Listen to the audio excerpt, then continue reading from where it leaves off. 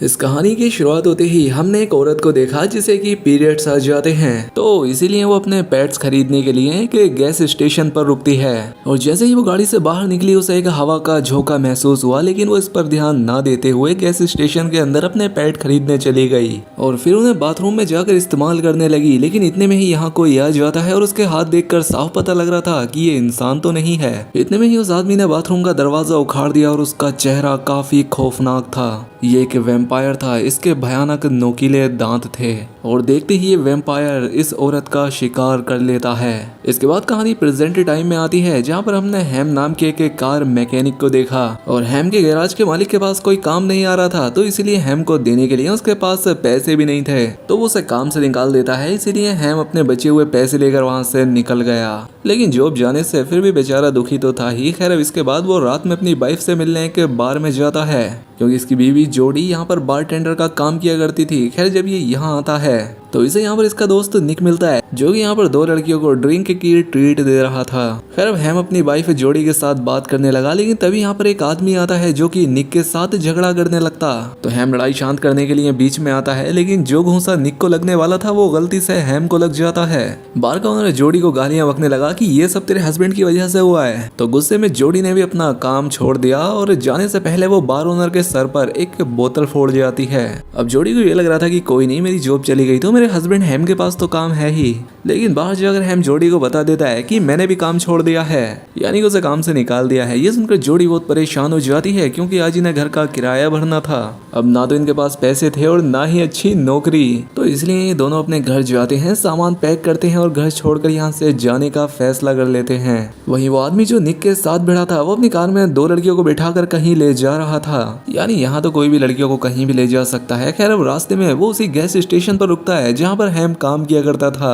खैर जब ओनर यहाँ पर गैस डाल रहा होता है तो उसके गैस स्टेशन की लाइट अचानक से फ्लिकर करने लगी, तो वो चेक करने चला जाता है और वहीं उस कार में बैठी वो दो लड़कियां बाथरूम चली जाती हैं। गैराज के अंदर उस गैराज के मालिक को एक छोटी बच्ची मिलती है, जो कि दरअसल एक खूंखार वैम्पायर थी, और वो उस गैराज के ओनर को खत्म कर देती है और बाहर उस कार में बैठे आदमी को एक फीमेल वैम्पायर अपना निवाला बना लेती है। और ये वैम्पायर दिखने में काफी खौफनाक थे। वहीं जूडी और हैम अंधेरे में यहाँ से भागने की कोशिश कर रहे थे। रास्ते में उनके बीच बहस होने लगी और इसी बीच वो किसी चीज से टकरा जाते हैं, जिससे कि उनकी कार का एक्सीडेंट हो जाता है। वहीं दूसरी तरफ गैराज पर पुलिस पहुंच जाती है और इनके साथ शेरिफ जिम भी होता है और साथ ही फोरेंसिक एक्सपर्ट कैरल भी।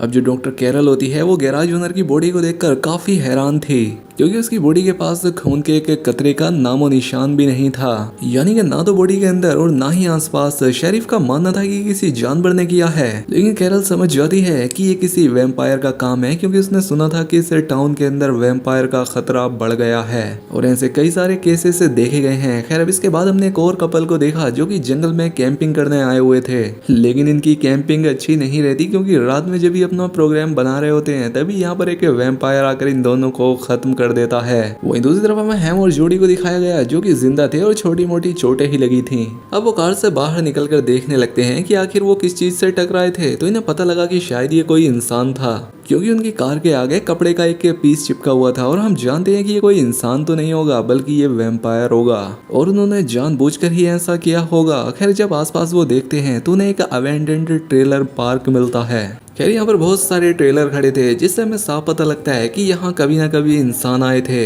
या फिर रहते होंगे। तभी यहाँ इस जगह का ओनर क्रेफोर्ड आ जाता है, जो कि इन पर गन तान देता है। अब ये दोनों कहते हैं कि हमारा कल रात किसी से एक्सीडेंट हो गया था और हम लोग काम की तलाश में घर से बाहर निकले थे, लेकिन तभी वो एक शॉकिंग बात कहता है कि मेरे अलावा यहाँ आसपास कोई नहीं रहता, लेकिन अगर कोई और नहीं रहता तो आखिर ये ट्रेलर किसके पार्क थे यहाँ। अब ये पूछकर वो इन दोनों से कहता है कि क्या तुम्हें ढूंढता हुआ कोई आएगा, जिस पर ये दोनों कह देते हैं शायद नहीं, क्योंकि ये लोग अपने घर से बहुत दूर आ चुके थे और ना ही इनका कोई जानने वाला है। खैर अब क्रोफोर्ड इन्हें एक जॉब ऑफर करता है, जिसके बारे में डिस्कशन करने के लिए ये दोनों अपने ट्रक में जाते हैं, लेकिन ट्रक में जाते ही ये दोनों वापस आ जाते हैं और क्रोफोर्ड से आकर कहते हैं कि हमें इस जॉब की बहुत ज्यादा जरूरत है। खैर अब क्रोफोर्ड इन्हें अपने घर लेकर जाता है और कहता है कि तुम्हें सुबह शाम हर वक्त यहीं रहना होगा और बदले में मैं तुम्हें 3 वक्त का खाना और यहाँ रहने की जगह दूंगा।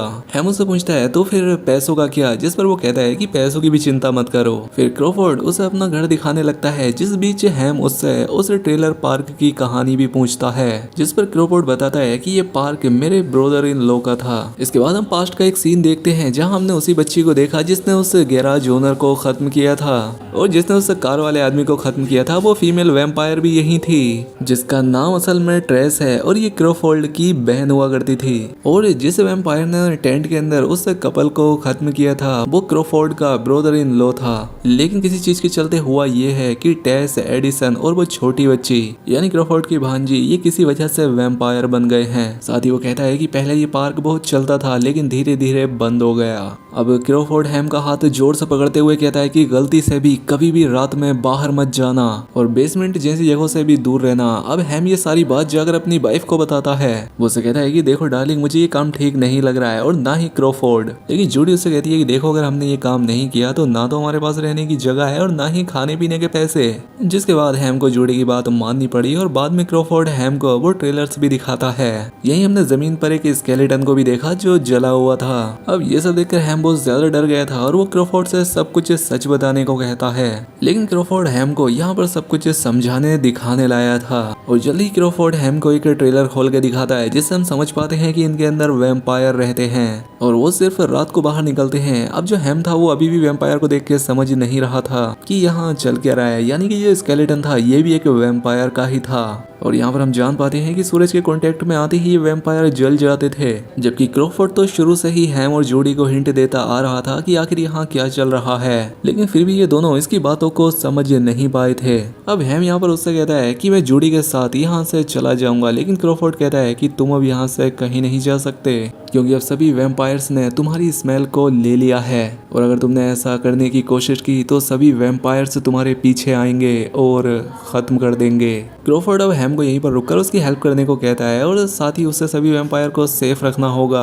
अब हैम के पास दूसरा रास्ता भी नहीं था, इसलिए क्रोफोर्ड की बात मान ली इसने। अब हैम जो था वो जूडी को भी सारी बात बताने की कोशिश करता है लेकिन इसे कुछ बता नहीं पाता और यहाँ पर हमें इनकी बातों से समझ आ गया था कि एटिक के अंदर भी वैम्पायर रहते हैं और बेसमेंट के अंदर भी, इसलिए क्रोफोर्ड ने हैम से इन दोनों जगह से दूर रहने को कहा था। इसके बाद हमने क्रोफोर्ड को उसी वैम्पायर बच्ची से बात करते हुए देखा जिसका नाम ली था और दरअसल ये बच्ची टेस और एडिसन की बेटी नहीं थी बल्कि इसकी बेटी है जो कि किसी वजह से वैम्पायर बन गई थी। और वो अपनी बेटी लिली से बताता है कि जो यहाँ पर नए लोग आए हैं वो लोग ही मेरे खत्म होने के बाद तुम्हारा ध्यान रखेंगे। जिसके बाद वो बेसमेंट का दरवाजा लॉक करके वहाँ से जाने लगता है। अब रात में हैम को कुछ बाहर से आवाज़ें आती हैं तो वो दरवाज़ा खोलने की कोशिश करता है लेकिन वहाँ पर ताला लगा हुआ था और तभी यहाँ पर क्रोफोर्ड आ जाता है और वो उससे साफ कहता है कि अगर तुम यहाँ से बाहर निकले तो मर जाओगे। खैर अब इसके बाद हम हैम के दोस्त निक को बार के बाहर एक लड़की के साथ देखते हैं लेकिन तभी वहाँ पर लिली आकर उन दोनों पर हमला कर देती है। जिसके बाद हमें अगले दिन का सीन दिखाया गया और कैरल जिम को बताती है कि कल के हमले में जो सर्वाइवर है उस सारी चीज़ों से यही साबित होता है कि ये हमले वैम्पायर्स कर रहे हैं। हालांकि जिम उसकी बात सुनकर हंसने लगता है लेकिन जिस हिसाब से खून हुए थे उसे भी लग यही रहा था कि ये सब वैम्पायर का काम है, लेकिन वो इसे मानना नहीं चाहता। खैर अब हैम ने सारी बातें जूडी को बता दी थी और ये यहाँ से निकलने का सोचते हैं लेकिन इससे पहले ये बेसमेंट चेक करने का सोचते हैं क्योंकि इन्हें अभी भी यकीन नहीं हो रहा था कि वहाँ पर कोई सच में वैम्पायर है भी या नहीं, क्योंकि इन्हें लग रहा था कि क्रोफोर्ड शायद इन्हें डरा रहा है। वहीं जिम उस बार के ओनर से बात करता है जिससे उसे पता लगता है कि वो आदमी गायब है जिसकी हैम और उसके दोस्त निक से लड़ाई हुई थी और उस गैराज का ओनर भी खत्म हो गया था जिसने हैम को काम से निकाल दिया था। और इस तरह से जिम का ध्यान हैम पर चला जाता है। उस तरह से जूडी और हैम इस केस के मेन सस्पेक्ट बन जाते हैं क्योंकि वही दोनों थे जो टाउन से गायब थे और उनका कनेक्शन हर किसी से किसी न किसी तरह से था। अब जैसे ही क्रोफोर्ड हैम के पास जाता है तो वो उसे बेसमेंट खोलने को कहता है और जब क्रोफोर्ड नहीं मानता तो हैम उसी की गन उठाकर उसी पर पॉइंट कर दिया और इसीलिए क्रोफोर्ड को दरवाज़ा खोलना पड़ा। अब जैसे ही जूडी और हैम नीचे जाकर लाइट ऑन करते हैं तो नीचे उनका इंतजार मेडिसन, टेस और ली कर रहे थे और मेडिसन इन दोनों को इतना डरा देता है कि अब तो ये दोनों सपने में भी यहाँ से जाने का नहीं सोच सकते थे और अब इन्हें क्रोफोर्ड की कही हर एक बात पर यकीन हो गया था। साथ ही ने ये बात भी पता लग गई थी कि क्रोफोर्ड ये सब अपनी बेटी लिली को बचाने के लिए कर रहा है। खैर उधर हॉस्पिटल में जिम निक से जूडी और हैम के बारे में पूछने लगता है क्योंकि ये बच गया था वैम्पायर से। तो वो जिम को बताता है कि जिसने मुझ पर हमला किया था वो इंसान तो नहीं थे। वहीं क्रेफोर्ड जूडी और हैम को बताता है कि एक दिन एक वैम्पायर ने आकर मेरे पेट को मार दिया था, जिसके बाद उसने टेस और लिली पर भी हमला करने की कोशिश की और उन दोनों को बचाने के चक्कर में उस वैम्पायर ने मेडिसन को काट लिया था। लेकिन मेडिसन उसे सनलाइट में ले गया, जिस वजह से वो वैम्पायर ख़त्म हो गया। हालांकि मुझे नहीं पता था कि मेडिसन भी वैम्पायर बन जाएगा। और इतनी देर में मैं फर्स्ट एड किट लेकर आया कि मेडिसन ने ली और टेस को भी काट लिया था और ये तीनों ही वैम्पायर बन गए थे। और उस दिन उन तीनों ने मुझसे कहा था कि मुझे उन्हें सेफ रखना होगा और तब से मैं उन्हें सेफ रख रहा हूँ। और मैं उन्हें सेफ इसीलिए रख रहा हूँ क्योंकि मेरी बेटी भी वैम्पायर है और मेरी वाइफ के ख़त्म होने से पहले मैंने उससे वादा किया था कि मैं लिली को हर हाल में सेफ रखूँगा। और यहाँ पर एक और अजीब बात थी कि लिली देख नहीं सकती थी, लेकिन वैम्पायर बनने के बाद उसकी आंखों की शक्ति नॉर्मल इंसान से 10 गुना ज़्यादा तेज हो गई। आगे क्रोफोर्ड बताता है कि दरअसल ये सब 30 साल पहले हुआ था और जब कोई वैम्पायर बन जाता है तो उसकी उम्र नहीं बढ़ती। और आज से 20 साल पहले इस ट्रेलर पार्क में एक फीस्ट हुआ था जिसमें मेडिसन, टेस और ली ने सैकड़ों लोगों को मार दिया था। और उस बीच जितने भी लोग मरने से बचे थे वो वैम्पायर बन गए थे और वो जितने वैम्पायर बने उन्होंने बाकियों को वैम्पायर बना दिया। इसके बाद क्रोफोर्ड रात में उन्हें बाहर लेकर जाता है और बाकी वैम्पायर्स से उन्हें इंट्रोड्यूस कराता है। और मेडिसन सभी वैम्पायर से कहता है कि अब क्रोफोर्ड के जाने के बाद ये दोनों हमें सेफ रखेंगे। लेकिन विली कप, जो कि सबसे पुराने वैम्पायर में से एक था, वो मेडिसन से ये कहता है कि मुझे मेडिसन की सेफ्टी की कोई ज़रूरत नहीं है। इसलिए वो इस जगह से चला जाता है और साथ ही उसके साथी भी। अब अंदर जाकर क्रोफोर्ड हैम को ये बताता है कि बिली कप और उसके साथी ज़्यादा देर तक बाहर जिंदा नहीं रहने वाले क्योंकि उनकी हरकतें काफ़ी ज़्यादा अजीब थी। खैर अगले दिन जिम और कैरल बाकी सभी ऑफिसर्स को जंगल में बुलाकर उन्हें वैम्पायर्स वाली बात बताते हैं, लेकिन सभी लोग उनकी बात को मजाक समझ रहे थे। लेकिन बाद में सभी को समझ आ जाता है कि ये मजाक नहीं कर रहे, मामला सीरियस है। अब रात में बिली कप और उसके बाकी सभी साथी वैम्पायर निक के पास आते हैं और वो निक को खिड़की से बाहर कूदने के लिए कहते हैं और डर के मारे निक वहां से कूद जाता है और ख़त्म हो जाता है और वो सब उसका खून पी लेते हैं। वहीं दोपहर में हैम को एक कार के नीचे एक वैम्पायर मिलती है जो कि उससे आज़ादी मांग रही थी, इसलिए हैम उसे सूरज की रोशनी में खींच लेता है और वो जलकर मारी जाती है क्योंकि अब उसे और इंसानों को ख़त्म नहीं करना था। इसके बाद हैम जल्दी से जूडी के पास आता है और जूडी उसे जल्दी से निक के पास जाकर मदद लाने को कहती है और साथ ही उसे ये भी पता करना था कि अगर हम दोनों में से एक यहाँ रुके और दूसरा कहीं चला जाए तो वैम्पायर्स को ये पता लगेगा या नहीं। इसलिए हैम जल्दी से एक ट्रक लेकर निक के पास जाने लगा और जूडी वहीं पर रुकती है। खैर हैम के जाने के बाद शाम को क्रोफोर्ड को उसे वैम्पायर की हड्डियां मिलती हैं, यानी राख मिलती है जिसे कि हैम ने आजाद किया था और वो समझ जाता है कि ये तो बिली कप की वाइफ थी। वो तो पहले से ही इतना खूंखार था और ये देखकर तो वो पागल हो जाएगा। रात में मेडिसन को भी पता लग गया था कि हैम यहाँ से चला गया था और इस बात का गुस्सा जाकर वो क्लिफोर्ड पर उतारता है। तो क्लिफोर्ड उससे कहता है कि हैम जल्दी वापस आ जाएगा क्योंकि उसकी बीवी यहीं पर है और उसके लिए तो वो यहाँ आएगा ही। अब हैम निक को ढूंढते हुए उस बार में जाता है जहाँ से उसे पता लगा कि वो तो हॉस्पिटल में एडमिट है।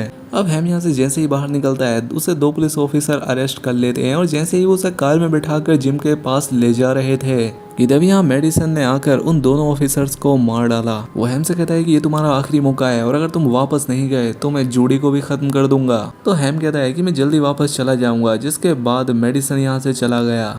उसके जाने के बाद हैम किसी की वैन लेकर हॉस्पिटल तक पहुंचता है और इसे वहां पहुंचकर ऑफिसर्स की बातों से पता लगता है कि निक अब जिंदा नहीं रहा। वहीं कैरल जो होती है वो निक की बॉडी को जांचकर जिम को ये बताती है कि उन्होंने निक को पहले इसलिए नहीं काटा क्योंकि वो इसे वैम्पायर बनाना ही नहीं चाहते थे। वहीं हमने मेडिसन को देखा जो कि एक आदमी को खत्म कर देता है और ली और टेस उसका खून पी लेते हैं। इसके बाद हैम घर लौट जाता है और जैसे ही वो घर आया क्लिफोर्ड उसकी गाड़ी को ही पंचर कर देता है। जिसके बाद वो हैम से पूछता है कि क्या तुमने उस वैम्पायर को आजाद किया था। तो हैम कहता है कि वो खुद ही मुझसे ऐसा करने को बोल रही थी। तो क्लिफोर्ड उससे कहता है कि वो बिली कप की वाइफ थी, जिसके बाद वो उसे बेसमेंट में ले जाता है और मेडिसन नीचे जूडी के पास खड़ा हुआ था और जूडी वो ज्यादा डरी हुई थी। यहाँ पर मेडिसन उससे कहता है कि ये हैम की आखिरी गलती थी, इसके बाद अगर उसने कोई हरकत की तो तुम दोनों जिंदा नहीं बचोगे। खैर अभी सबके बाद वो बिली कप के पास जाते हैं उसकी वाइफ की डेथ के बारे में बताने के लिए, लेकिन बिली क्रोफोर्ड को मार चुका था क्योंकि उसे ऐसा लग रहा था कि इसी ने उसकी बीवी को मारा है। खैर अब इसके बाद माहौल काफी ज्यादा खराब हो जाता है तो हैम और जूडी वापस घर के अंदर चले गए। खैर अगले दिन ये दोनों मिलकर क्लिफोर्ड को दफनाते हैं और अब जूडी हैम से जिम से मिलने को कहती है और हैम भी ऐसा करने के बारे में सोचता है, लेकिन दिक्कत ये थी कि क्लिफोर्ड ने उसके ट्रक के टायर्स को पंचर कर दिया था, तो इसीलिए वो किसी तरह से क्लिफोर्ड की कार को ही ठीक करके यहाँ से निकल जाता है क्योंकि वो खुद भी एक मैकेनिक था और उसके जाने के बाद ही मेडिसन को सब पता लग जाता है और बेसमेंट का दरवाजा खोलकर वो बाहर आ गया और वो जूडी पर हमला करने ही वाला था, लेकिन सूरज की रोशनी की वजह से उसे वापस अंदर जाना पड़ा। उधर हैम ने जिम को जाकर सब कुछ बता दिया था और जिम भी पूरी तैयारी में था कि वो उन वैम्पायर्स को खत्म कर देगा। इसलिए जिम सभी ऑफिसर्स को लेकर उस ट्रेलर पार्क तक जाने लगता है और सभी ने गले के अंदर क्रूसीफिक्स भी पहने हुए थे।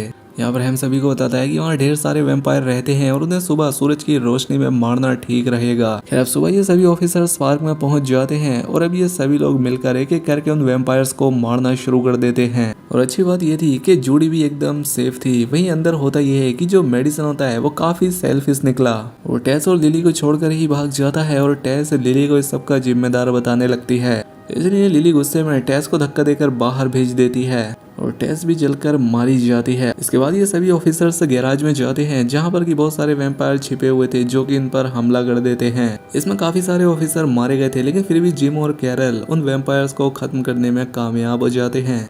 खैर अब काफी सारे वैम्पायर्स को मारने के बाद कैरल यहाँ से चली जाती है और जिम भी यहाँ से जाने लगता है। खैर अब हैम मेडिसन को खत्म करने के लिए जाने लगता है, क्योंकि अगर वो जिंदा रहा तो वो इन दोनों का जिंदा रहना मुश्किल कर देगा। तो वो उसे ढूंढते हुए अंदर जाता है जहाँ पर मेडिसन जूडी पर हमला कर देता है और जूडी को काट लेता है। हैम की आवाज सुनकर जिम और एक और ऑफिसर अंदर आते हैं और मेडिसन पर शूट करने लगते हैं और इनसे बचता हुआ मेडिसन एक ब्लैंकेट लेकर यहाँ से भागने लगा, लेकिन किसी तरह से बच जाता है। हम देखते हैं कि जूडी अब एक वैम्पायर में बदलने लगी थी। इसके बाद कहानी कुछ महीने आगे चली जाती है जहाँ पर कि हैम और उसकी बीवी उसी पार्क में रहते हैं। तभी जिम उसी पार्क में आता है जो कि हैम का हालचाल पूछने आया था। वो पूछता है कि जूडी कैसी है, तो हैम कहता है वो एकदम ठीक है।